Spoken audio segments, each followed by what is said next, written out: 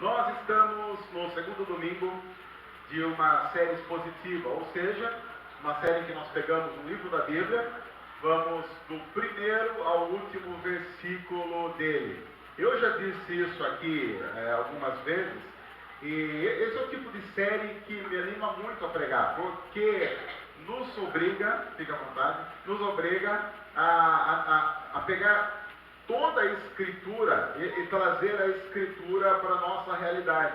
Esse é um desafio muito importante, é um desafio muito interessante, e nós pastores, pelo menos pastores que gostam de alimentar espiritualmente a igreja com a palavra, sempre se animam muito com um tipo de série como essa. Ainda mais quando nós falamos de uma série como a série que tem a carta aos Efésios como tema.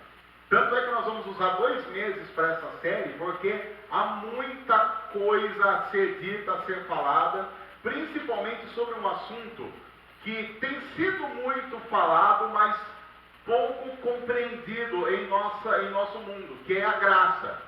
De um lado, nós temos gente que fala sobre a graça, mas usa a graça como uma desculpa para libertinagem, que é mais ou menos assim: já que Deus é gracioso, já que Deus é amoroso, já que Deus perdoa, então, quer saber, eu vou enfiar o pé na jaca, porque no fim, vai dar tudo certo mesmo. Então, gente que não compreendeu as implicações da graça na vida. Paulo vai falar isso, porque quando você olha para a carta aos Efésios, você vê que no começo, Paulo faz uma explanação sobre a graça, fala sobre a história da redenção, e depois, mais para frente, ele vai falar de como é que isso age no dia a dia. Do tipo, se você compreendeu a história da redenção, compreendeu o que é a graça, isso obrigatoriamente tem que mudar o nosso jeito de viver. Então, de um lado, você tem o pessoal que usa a graça como motivo para libertinagem.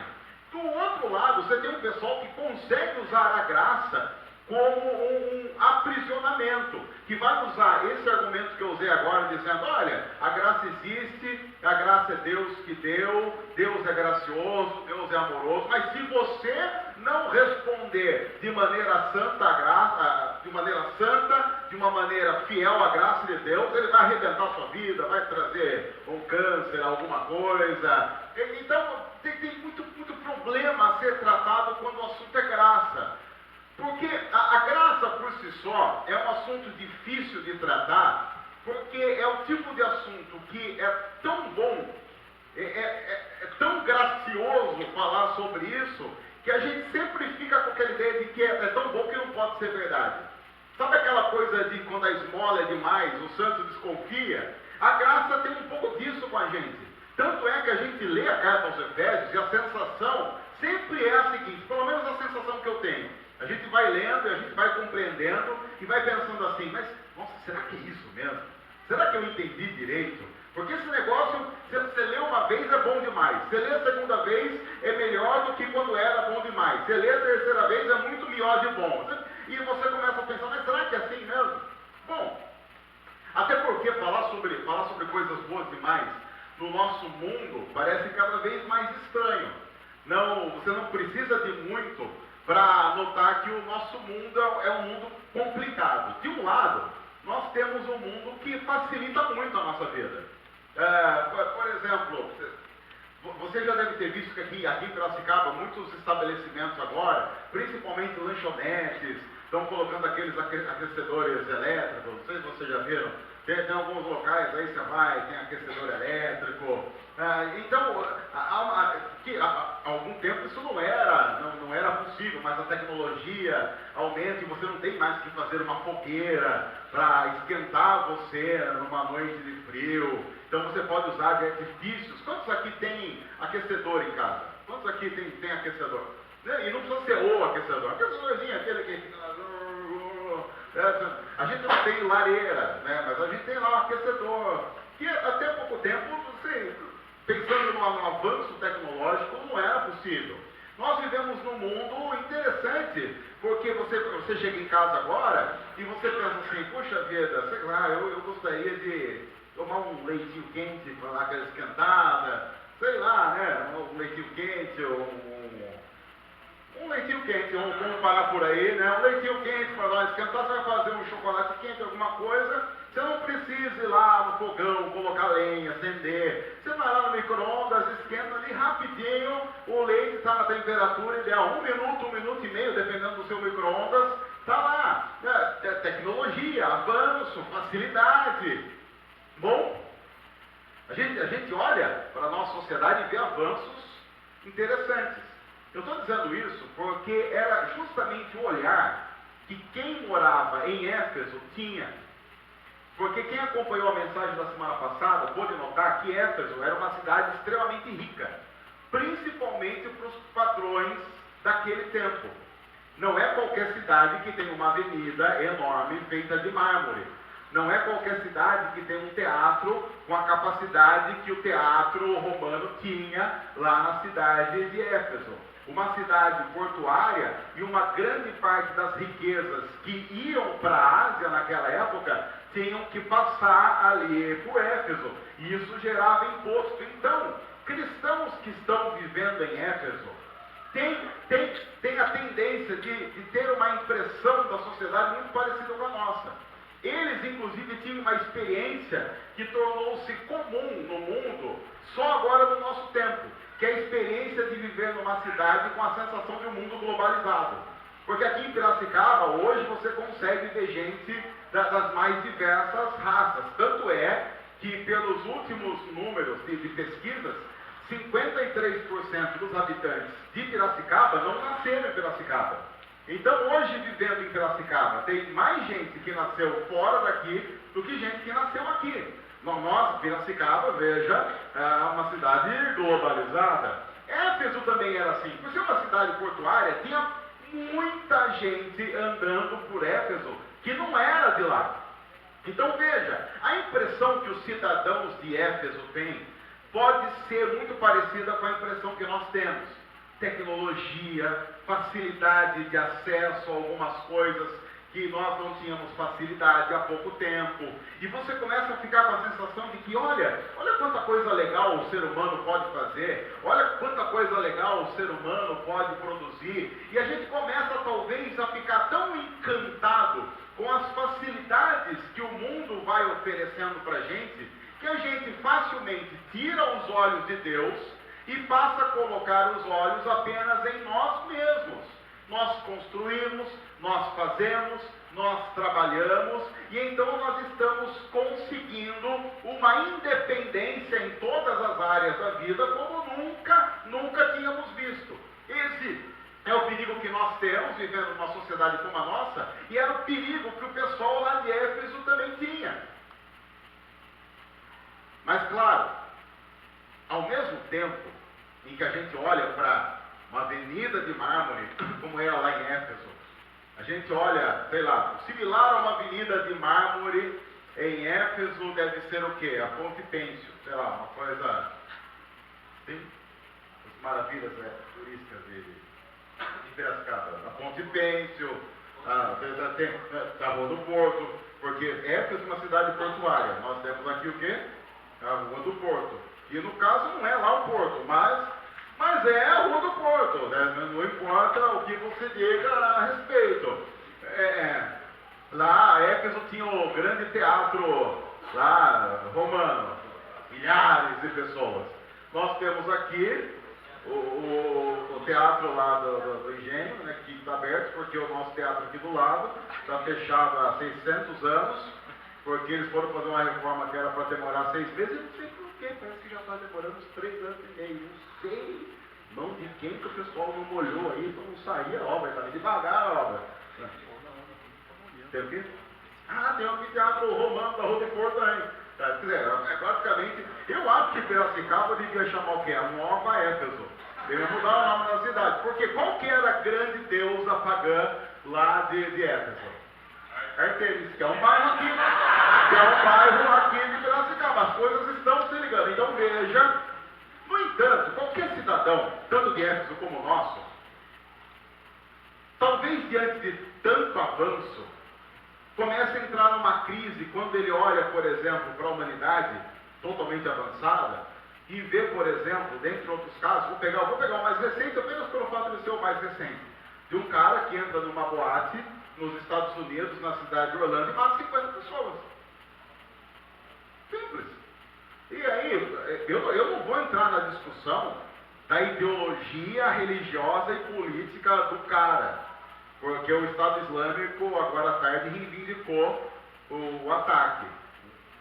Mas, peraí, nós temos, nesse mundo avançado, num país do primeiro mundo, na cidade de Orlando, que é uma cidade estritamente turística, as pessoas vão lá para se divertir, e de repente você tem 50 pessoas mortas numa casa noturna. Mas, claro, eu estou pegando esse exemplo apenas para falar de uma coisa que aconteceu e que está sendo relatado hoje. Mas a gente poderia citar um monte de outras coisas que mostram que, a despeito de todo o avanço tecnológico, o ser humano é totalmente inadequado. O ser humano tem reações e tem ações que são absurdas. Há alguma coisa errada nessa história. Quando a gente pensa historicamente, havia inclusive no século XIX, no final do século XIX, uma profunda crença de que o avanço tecnológico seria a salvação da humanidade de uma tal forma que o século XX seria o século áureo do ser humano. Toda essa esperança que o ser humano tinha de que o avanço tecnológico iria salvar a humanidade ruiu na Primeira e na Segunda Guerra Mundial, onde toda a tecnologia foi usada para extermínio. E aí ruiu aquela esperança de que, poxa vida, nós seres humanos estamos construindo um mundo ideal, estamos construindo um admirável mundo novo. Uma grande mentira. O ser humano prova cada vez mais que ele não tem essa capacidade, porque mesmo que ele tenha em suas mãos as melhores ferramentas, ele tem uma tendência de fazer um péssimo uso até das melhores ferramentas. Há alguma coisa que acontece dentro do ser humano que o move para fazer as grandes porcarias da história. A Bíblia chama isso de pecado. É por isso que a Bíblia trata o pecado como algo muito sério. E é por isso que igrejas precisam tratar pecado como algo muito sério. Porque o pecado faz com que nós sejamos incapazes de fazer qualquer coisa boa, mesmo tendo as melhores oportunidades à nossa frente. A Bíblia trata isso quando o próprio apóstolo Paulo diz: o bem que eu sei que eu devo fazer, e o bem que eu quero fazer, eu simplesmente não consigo fazer. É aquela coisa de você estar à frente de alguma coisa, você sabe o que você deve fazer e você não consegue fazer. A Bíblia diz que isso acontece porque seres humanos, longe de Deus, são escravos do pecado. É um vício. Sabe aquela coisa de você ser viciado naquilo? Você sabe que não pode, você sabe que não deve, mas você simplesmente não consegue. É algo que aparentemente é muito mais forte que você. Quando nós olhamos para Éfeso, olhamos para Piracicaba, olhamos para o nosso mundo, a sensação é a mesma. Está tudo aparentemente muito legal, tem tudo para dar certo, mas não dá certo. É por isso que Paulo vai falar da graça. E é por isso que Paulo está tratando de algo fundamental para dizer: gente, se vocês não entenderem o básico, vocês vão entrar numa profunda crise existencial e espiritual no mundo em que vocês estão inseridos. Nós precisamos reconhecer que há um mal latente no ser humano.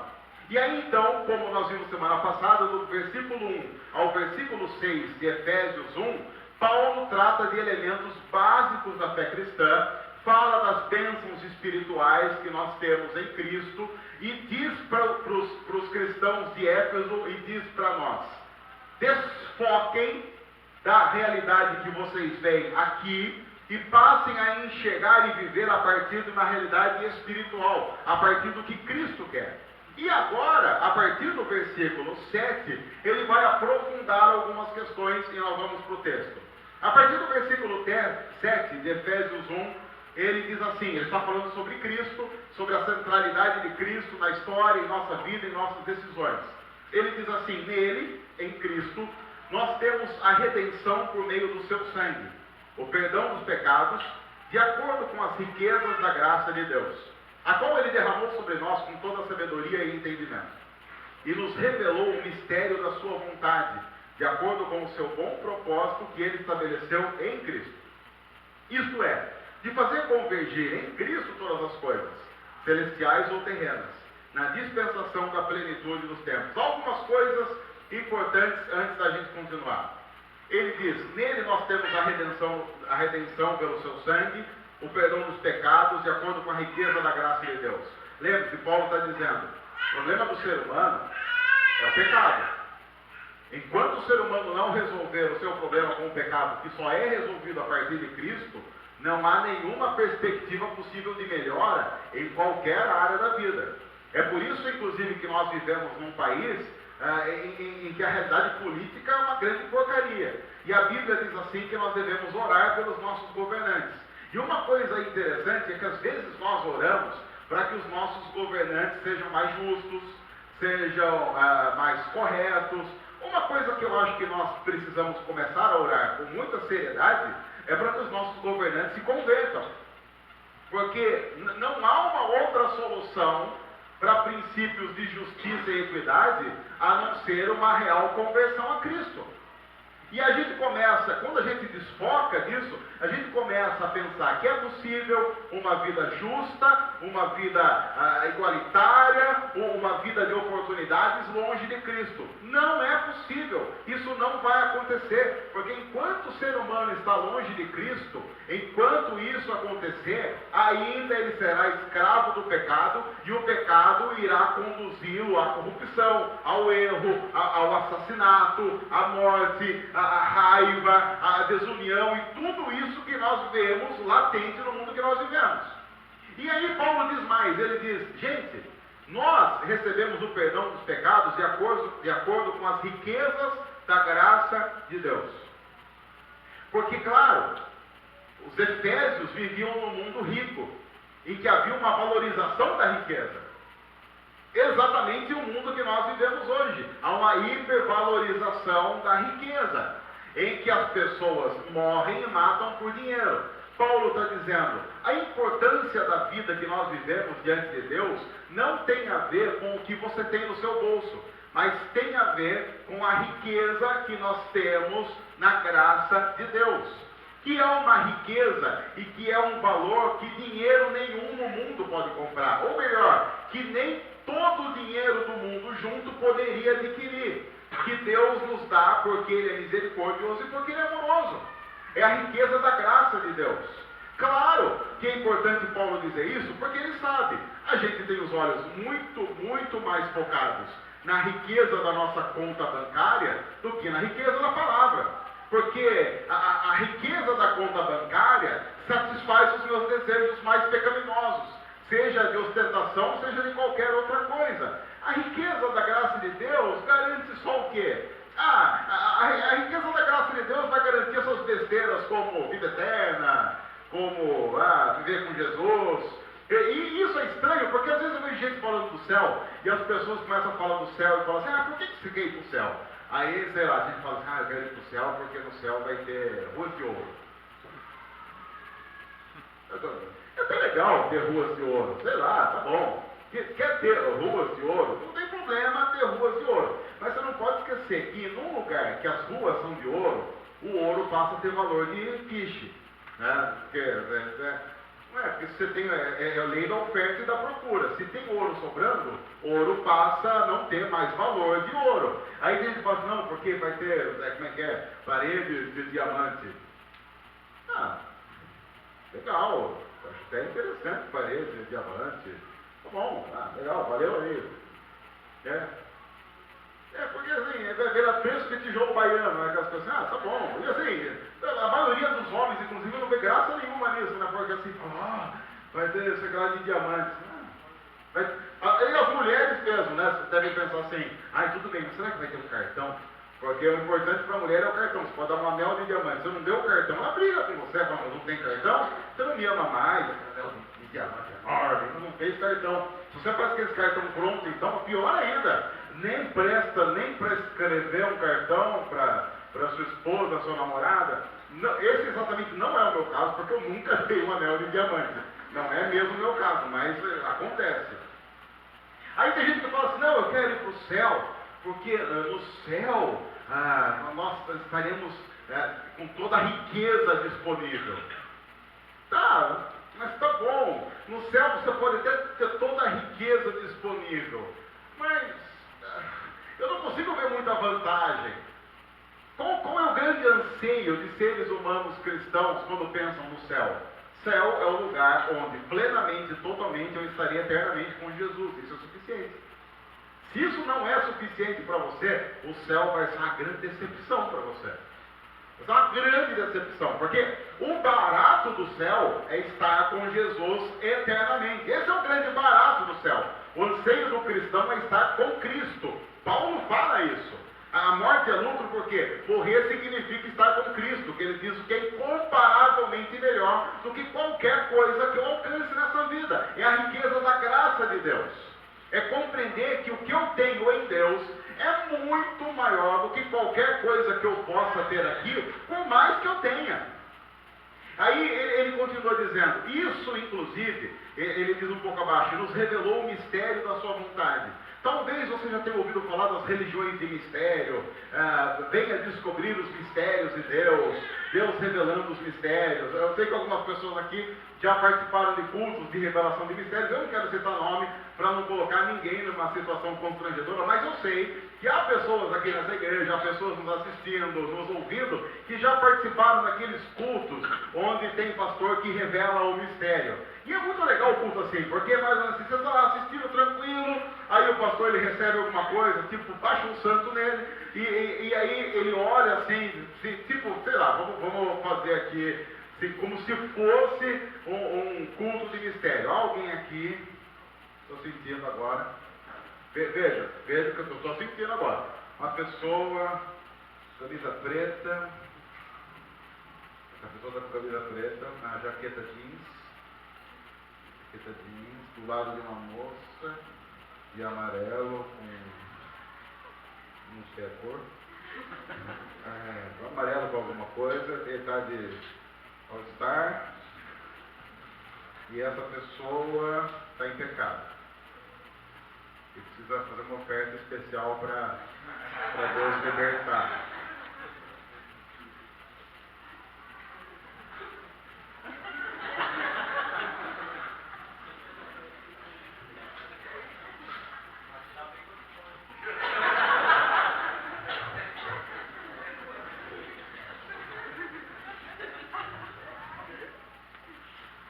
Deus está mostrando. Eu acho que quando Deus mostra, a gente pode... Sim, Deus está mostrando. A pessoa pode simplesmente não obedecer. E aí, esses cultos de mistério, de revelação de mistérios, eles são atrativos porque é um flerte com o mundo espiritual. E Paulo está aqui dizendo que Deus revelou o mistério da sua vontade. Em Deus, o mistério não é algo a ser revelado, é o que já foi revelado. Qual é o grande mistério? É o plano da redenção. Todo o mistério de Deus foi revelado na cruz, onde todas as coisas ficam definitivamente claras.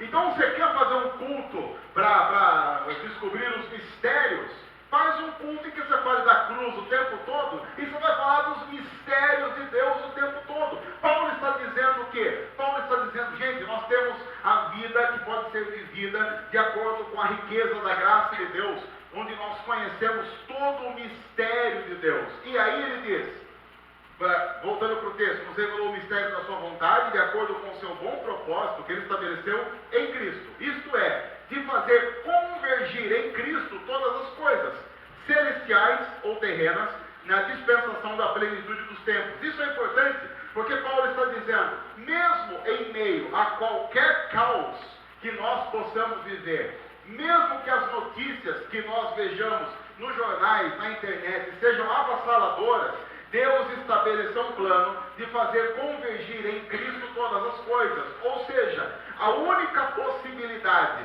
da bagunça, do caos ser organizado é a partir da perspectiva de Cristo. É nele e somente nele que Deus está pegando o caos e estabelecendo a ordem. Paulo está evocando uma imagem lá de Gênesis, porque lá em Gênesis capítulo 1 está escrito assim, no princípio Deus criou os céus e a terra.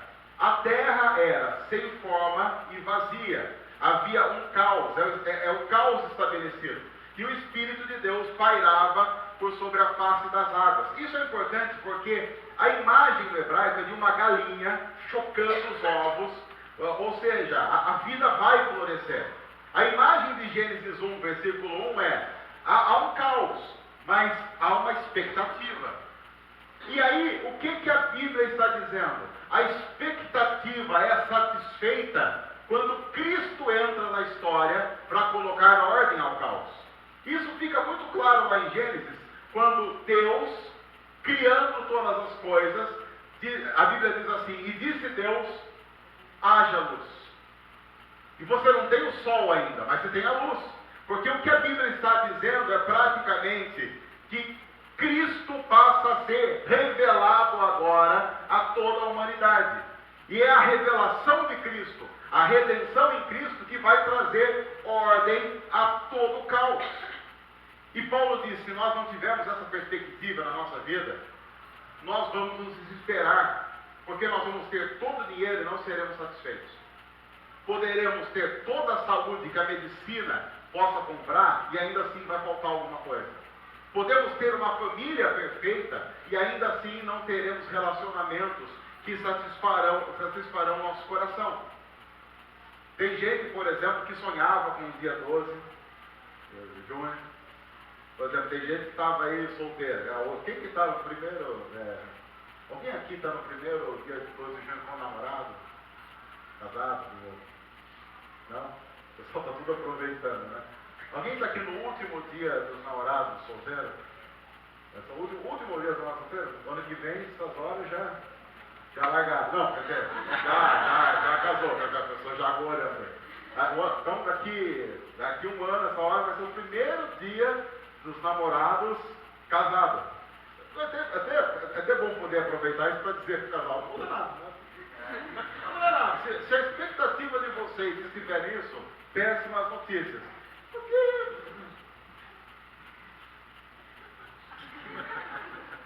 o que vai mudar no dia dos namorados ano que vem se eles estiverem casados? Engordou, deu uma engordada boa. Vai ser uma segunda-feira. Vai estar morando junto. Vai estar esperando em casa. Eu diria aí, até desculpa dizer isso, com toda a sinceridade, que nos é peculiar, que vocês já vão estar podendo fazer sexo, né?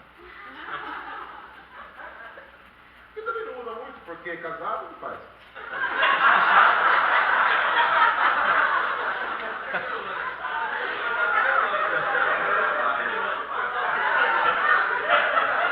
Dá muita coisa, sim.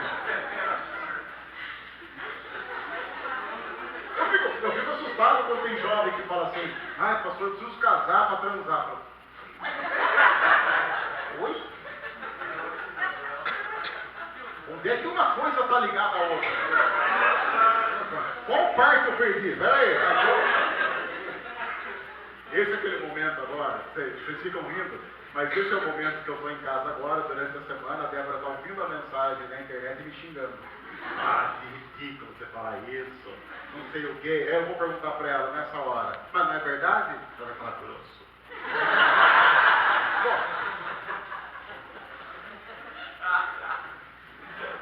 Vamos voltar para o texto, porque vocês ficam me levando a péssimos caminhos. Vamos voltar para o texto. Aí Paulo continua. Nele, o próximo texto. Nele fomos também escolhidos, tendo sido predestinados conforme o plano daquele que faz todas as coisas segundo o propósito da sua vontade, a fim de que nós, os que primeiro esperamos em Cristo, sejamos para o louvor da sua glória. Nele, quando vocês ouviram e creram na palavra da verdade, o evangelho que os salvou, vocês foram selados com o Espírito Santo da promessa, que é a garantia da nossa herança até a redenção daqueles que pertencem a Deus, para o louvor da sua glória. Essa parte é fantástica, porque Paulo está dizendo o seguinte, gente, tudo isso que a gente tem eternamente, porque a garantia está em Deus. Qual que era a propaganda? Porque eu não lembro, eu lembro dessa propaganda, mas eu não lembro qual era o produto. Que o cara ia comprar alguma coisa, aí ele perguntava assim, mas qual que é a garantia? Ele e um cara com uma cara de sem vergonha falava assim, a garantia sou eu. Lembram disso? Era TV Centro Toshiba? Era isso, não? Lembra dessa propaganda? Aí você olhava pro cara e falava assim, ó, essa garantia aí, ele dançou, não tem garantia nenhuma. Basicamente, o que Paulo está dizendo agora é que quando nós falamos de redenção, salvação, vida na riqueza de Deus, a vitória da graça, tudo aquilo que nós temos em Deus, Deus estabeleceu que a garantia é Ele mesmo. Ele está dizendo, vocês podem confiar nisso, porque eu sou a garantia disso. A Bíblia diz, vocês foram selados com o Espírito Santo da promessa. E o selo funcionava mais ou menos assim. Era similar a hoje você ir num cartório, registrar e reconhecer firma. O que Deus está dizendo é, eu comprei vocês, eu registrei e reconheci firma, e eu não vou voltar atrás, mesmo que nós não queiramos. O interessante da maravilhosa graça de Deus é que mesmo que eu diga que eu não quero, se Ele me escolheu, é o que vai acontecer. Às vezes, eu não sei, todos nós somos filhos, então a gente sabe mais ou menos como é que funciona isso. Mas eu vou contar a história de uma pessoa que eu não quero contar. Vou contar a história de uma pessoa que chegou para a filha e falou assim, a filha falou, posso fazer isso? Não, não pode. Aí segunda vez, não pode. Terceira vez, não pode. Na sexta vez já falou, não pode com castigo. Do tipo, está falando onde, está desobedecendo, não pode, agora está de castigo. Aí a filha olha para essa pessoa e diz assim, mas eu também, a partir de agora, eu não sou mais sua filha.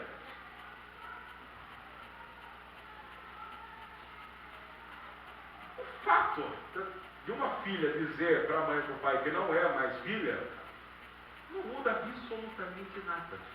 Só fica engraçado. Do pai olha para a mãe e fala, ah, tá bom, então.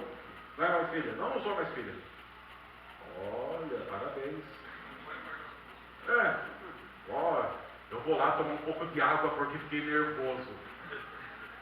Uma filha não tem como dizer que não é mais filha. Ela pode ter meios legais, talvez, para tirar o nome dos pais, sei lá, o que ela pode fazer para estabelecer que eu não sou mais filha.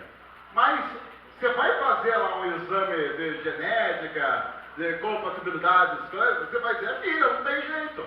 O que Deus está dizendo é, você pode inclusive dizer que não quer mais seu filho, ser meu filho. Mas quem estabelece que você é meu filho ou minha filha sou eu. E ponto final. Está selado com o Espírito Santo da promessa, quer você queira, quer você não queira. Isso nos dá uma profunda garantia de poder descansar em Deus e dizer, Deus, eu não preciso mais viver com a loucura de ficar tendo que agradar o Senhor, porque eu me sinto obrigado a agradar o Senhor. Eu sou filho, eu agrado o Senhor pelo fato de ser adotado através de Cristo Jesus. O Senhor se agrada de mim, e é fantástico o Senhor se agradar de mim, porque eu não tenho motivos para me agradar de mim mesmo, mas o Senhor se agrada de mim. E isso é uma coisa que constrange e faz com que eu viva de maneira muito mais tranquila. Veja que Paulo está estabelecendo que a obediência que nós temos ao Evangelho é uma obediência não forçada. É uma resposta profunda em alguém que está amando constantemente. É isso que a Bíblia diz quando diz, o amor de Deus me constrange. Porque eu faço, porque Ele ama com um amor absurdo. E aí ele continua, por essa razão, desde que eu ouvi falar da fé que vocês têm no Senhor Jesus e do amor que demonstram para com os santos, porque as coisas estão ligadas, se você tem fé, você demonstra isso de uma forma plausível.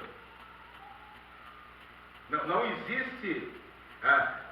tem uma música do cancioneiro popular, a produção gosta muito, me dá um foto do celular, eu não lembro nem quem canta, a produção pode nos ajudar. O Rodrigo deve saber. Anda com fé o voo, que a fé não costuma apanhar. Quem que é? Gilberto Gil. Ouvi muito na casa do Rodrigo. Não, a casa do Rodrigo, eu lembro. A gente no começo, juntamente com os churrascos na casa do Rodrigo, ele tocava Gilberto Gil, que era uma coisa. Ah, delícia. Você saía depressivo. Depressão, porque Gilberto Gil. Até não, Gilberto Gil até que nem tanto. Agora, Milton Nascimento, dá uma depressão na gente. Meu Deus do céu, eu tenho um amigo que estava em depressão e foi com o médico. A primeira coisa que ele falou, ouve Milton Nascimento, falou, isso é uma coisa. Você gosta de Milton Nascimento? Que banda que você gosta?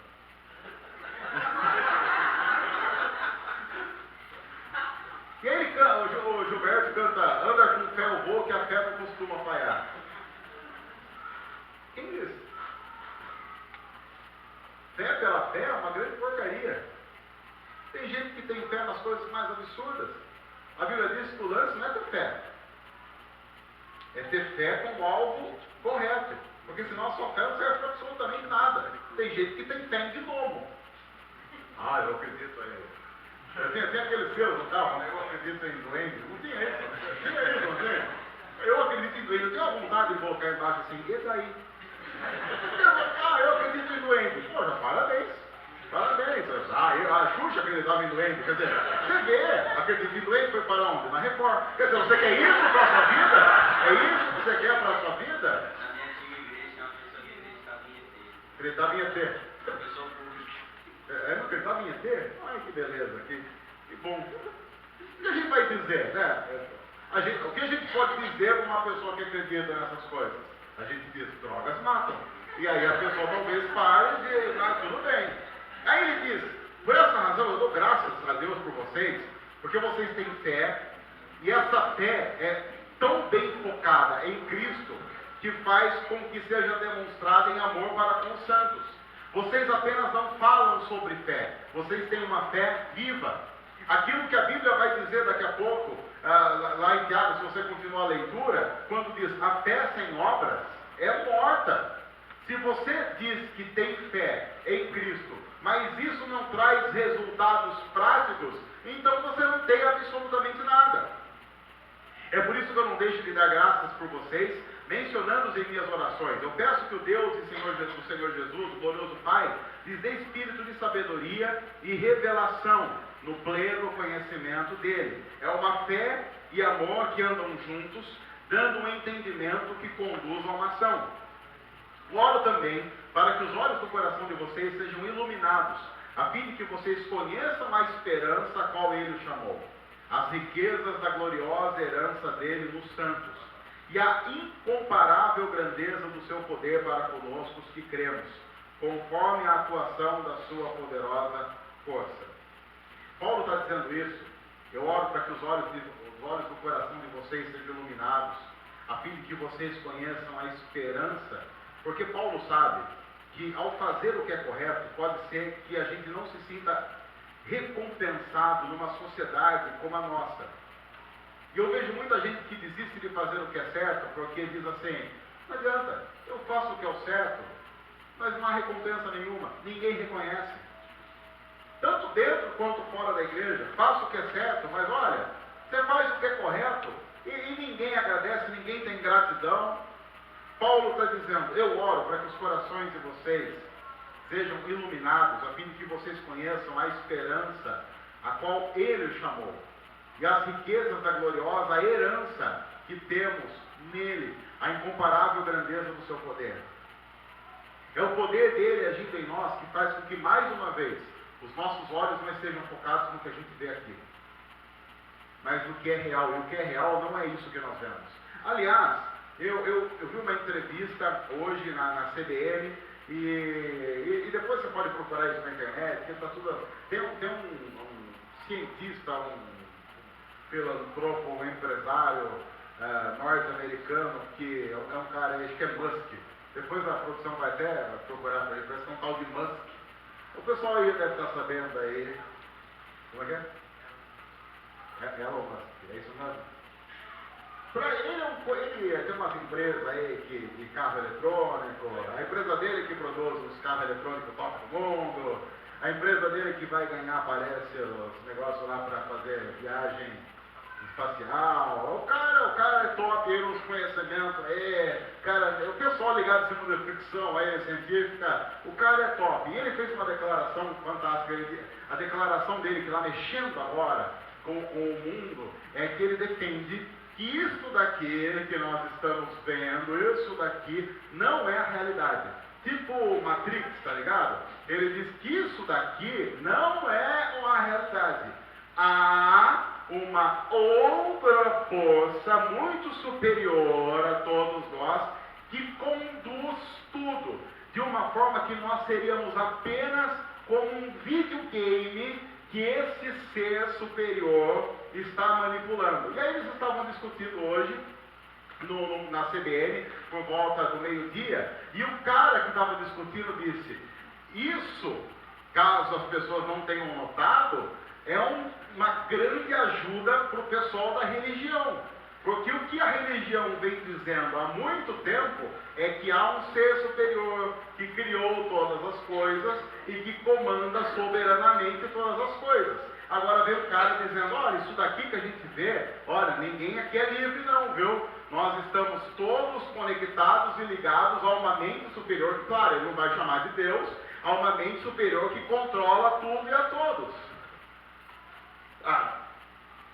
É por isso talvez que o filme Matrix ou Matrix, segundo a pronúncia de Massachusetts, tenha feito tanto sucesso em alguns pastores que estão ligados quando alguém diz, olha, se você experimentar essa pílula, você vai ver as coisas como elas são. Algo que a Bíblia diz, nós só conseguimos enxergar as coisas como elas verdadeiramente são a partir da perspectiva da cruz.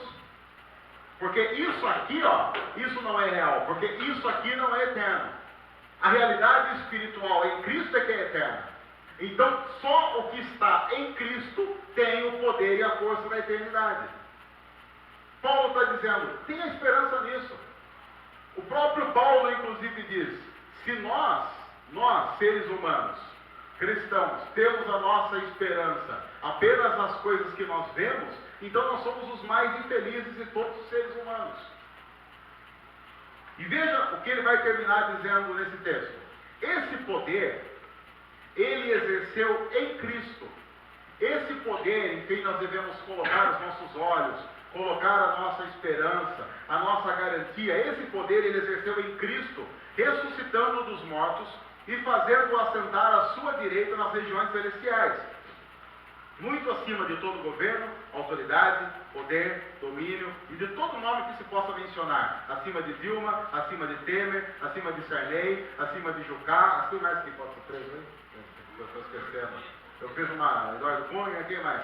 Eu ia fazer uma lista de quem podia ser preso, a gente ia ficar falando até amanhã a lista, né? De quem podia ser preso, ou quem devia, sei lá. Muito mais do que qualquer autoridade aparentemente estabelecida, está o poder que foi dado a Cristo, que está acima de tudo isso.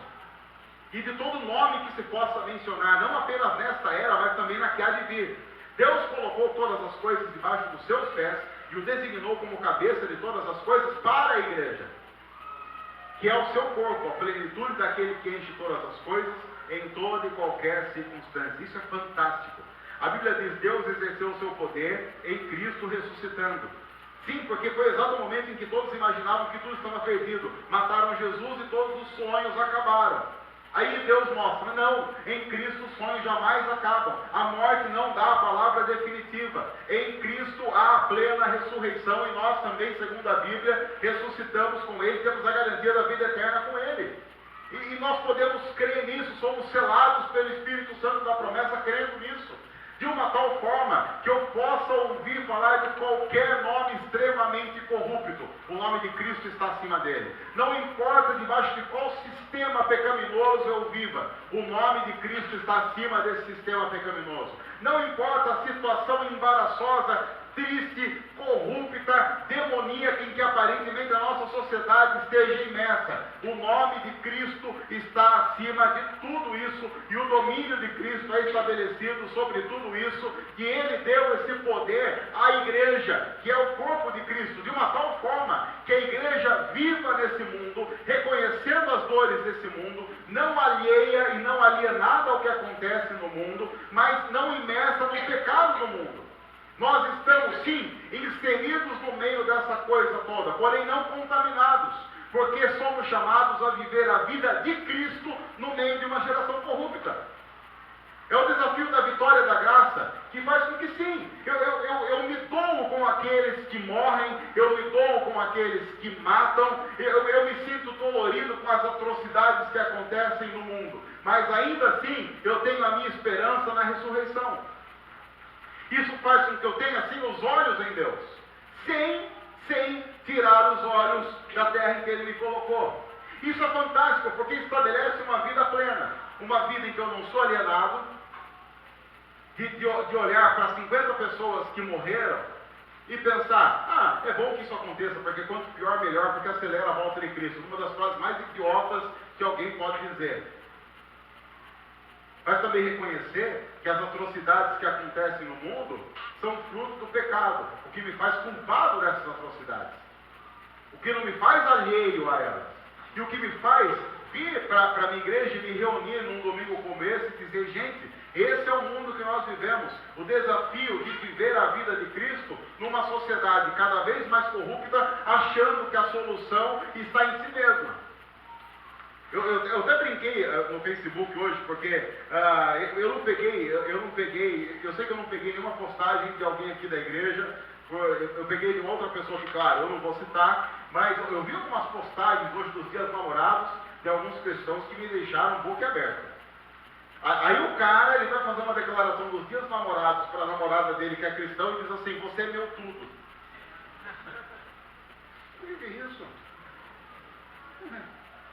Se o seu namorado declarou para você hoje que você é o tudo dele, larga dele. Porque você não vai aguentar esse peso. Você é minha deusa. Larga dele. Ninguém aguenta esse peso. E se você colocou lá no Facebook eu não li, apaga que depois eu vou dar uma verificada. Dá uma verificada, apaga aí. Às vezes vejo gente colocando assim para a família. Sei lá, coloca lá, meu filho, minha filha, minha mãe, meu pai, minha vida. Está errado? Só Jesus tem o direito de estabelecer esse papel na vida de qualquer ser humano, que negócio é esse? Imagina o filho tendo que viver com o peso dos pais dizendo que ele é a vida dos pais. Está ferrado essa criança, coitado. Vai gastar com psicólogo, leitor. Vai gastar, não que seja até ruim gastar com psicólogo. Mas nesse caso é. Nesse caso é. Porque daí a criança vai no psicólogo, o psicólogo fala, tem que trazer o pai aqui. Está estragando a criança. Desgasta isso daí, acontece direto. O que é isso? Como é que você colocar uma declaração absurda? Transferindo aquilo que só Cristo tem autoridade para ser. E aí Paulo está dizendo, desfoque, coloque os olhos em Cristo, Ele que tem a primazia, Ele que tem domínio sobre todas as coisas, é assim que a igreja deve viver. Quando a gente perde isso de vida, perde a vitória da graça como o centro da história, a redenção como o centro da história, a gente começa a viver a partir dessas baboseiras. A igreja é chamada para viver de maneira atenta e crítica. E viver de maneira atenta e crítica não nos torna azedos, nos torna pessoas atentas ao que Deus está fazendo e às inclinações maléficas do coração humano. Nos faz viver com graça? Sim, mas a vida com graça pressupõe tratar o pecado com a seriedade que o pecado merece ser tratado. Então a gente tem que parar com essas besteiras. Meu amor, meu tudo, meu mundo. Cientificamente ruim é pior do que música pior que letra de música sertaneja. Milionários é rico, podiam cantar um negócio desse. Na voz do Milionários é rico fica bom. Mas no seu Facebook fica legal. Eu quero um abraço para você aí que está olhando o seu Facebook agora, desesperado, para dizer, será que fui eu? Foi você. Você é o culpado dessa nossa indignação no dia dos namorados. Já tem crente tão desesperado com esse negócio de namoro aí que amanhã vai comer bolo de Santo Antônio. Fica vendo? Você quer apostar que amanhã tem Facebook de crente com bolo de Santo Antônio? Quer apostar? Quer ver só? Vamos fazer aquela campanha, porque o que acontece? O pessoal não está, o bolo é gostoso, mas o pessoal não vai lá por causa do bolo ser gostoso. Porque o bolo da padaria perto de casa é gostoso também, mas Santo Antônio, o que ele pode fazer? Ele pode te dar a chance de desencalhar. Quer ver só? Eu estou falando isso domingo, dia 12 de junho, terminando a mensagem às 8 horas e 38 minutos. Estamos terminando agora. E aí eu estou fazendo um desafio para você ver como tem crente que vai fazer isso. A pessoa não vai ouvir a mensagem até amanhã, porque agora vai estar, Deus não orar, porque aí amanhã também ela vai ver essa mensagem só lá pela quarta, quinta-feira, se muito. Mas não vai nem ver. Então você faz o seguinte. Você viu alguém lá com o bolinho de Santo Antônio, aquela coisa desconfiada? Você faz o seguinte, marca o pastor. Você só marca, eu não vou falar nada, mas a gente já sabe do que é. Você vai ver um número de crente comendo lá um bolinho de Santo Antônio para quem sabe. Porque aquela coisa assim, eu não quero estar mal com Deus, mas também não quero estar mal com Santo Antônio. Então você tem que agradar aí a gregos e baianos para que todo mundo fique feliz no final da história. Ele pode fazer essa campanha no Facebook nessa semana. Ele mostra a seguinte campanha, não vai ser só para a boa de Santo Antônio. Se você viu no Facebook qualquer postagem de um crente, que é uma postagem daquelas porcaria, vamos nos marcar uns aos outros. Vamos fazer o momento da vergonha, tá bom? Marcar é Moreira, que a Thalita tinha marcado no final que estava embriagado, essa semana já deu lá uma coisa. Ou é assim que a gente vai fazer. Oi?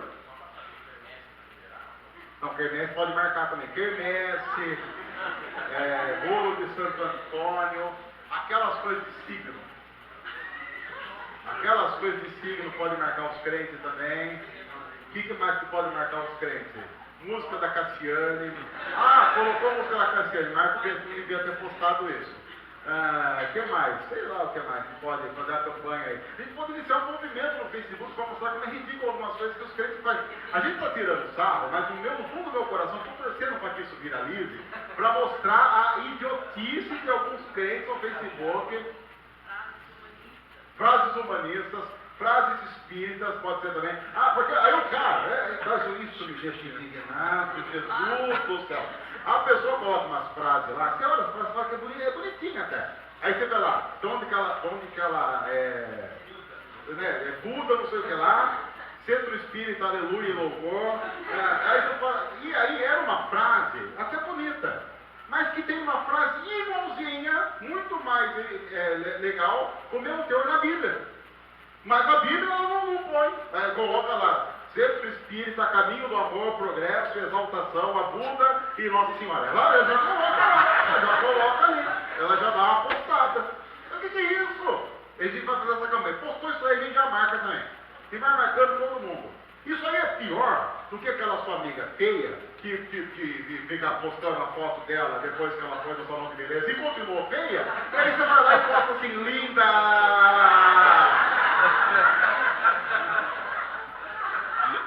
Dá vontade de colocar, não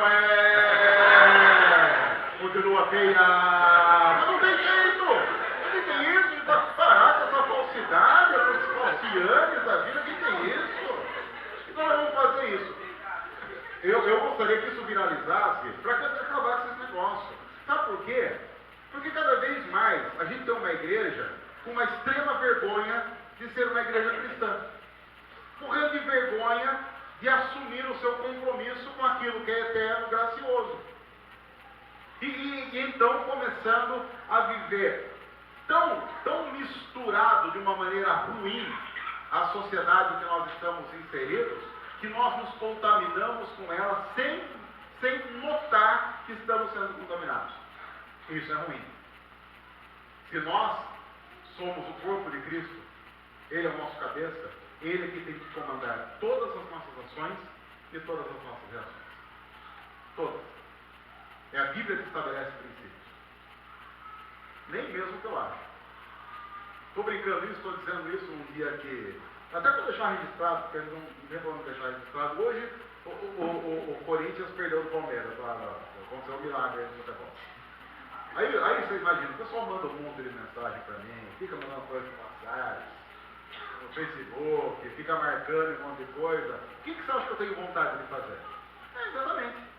Mas por que eu não faço? Porque não é a minha vontade que prevalece. Eu abençoo todo mundo. Quero abençoar todo mundo? Claro que não. Mas a Bíblia diz, ora pelos inimigos, ora por quem persegue. A gente faz isso. E ponto final. Veja, o que comanda não é o que a gente quer. O que a gente quer é pouco importa. O que a gente gosta, pouco importa. O que importa é o que Cristo quer e que a Bíblia ordena, ponto final. Quer a gente goste, quer a gente não goste. Quero terminar essa mensagem dizendo para você que nos assiste pela internet. Não gostou? Digite amém. Essa é outra, hein? Essa é outra. Eu vi uma foto de Jesus na internet, um dia fantástico. Então aparecia Jesus e ele dizia assim, olha, faltam só 27 amém para eu curar aquela criança de câncer. Vamos lá, pessoal. Olha aí. Tem os crentes que colocam isso também, né? Jesus compartilha. Porque se você ama Jesus, compartilha. Se você é devoto do capeta, só olhe. Eu coloco de propósito, só olho. Já coloco o link de uma música do Cannibal Corpse. Já pra dar uma relaxada mesmo. Que frescura. A gente só lança.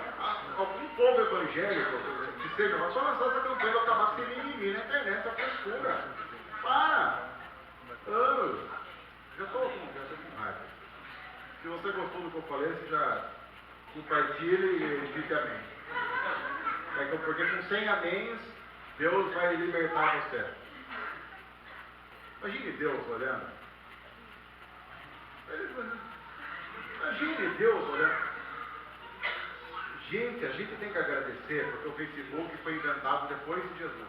Porque se fosse antes, Deus já tinha mandado um raio, é matado um monte de gente. Vai ficar falando aqui, não curte, não compartilha.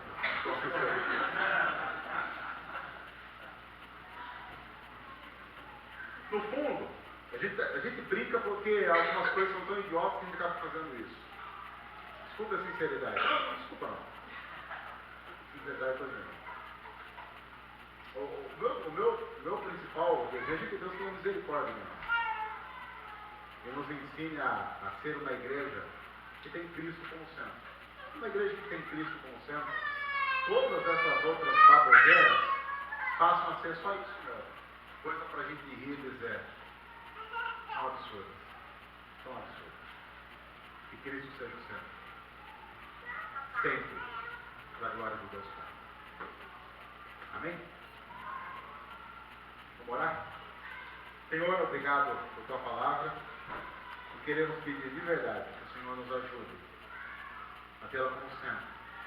Nossa sociedade nos move a abrir mão dela. Nós não queremos fazer isso. Uma grande parte da tua igreja abre mão dela. Nós não queremos fazer isso. Queremos viver a vida na graça, para a honra e glória do teu nome, extremamente comprometidos com os princípios elementares do Evangelho e da esperança que temos em Jesus. No nome de quem nós oramos.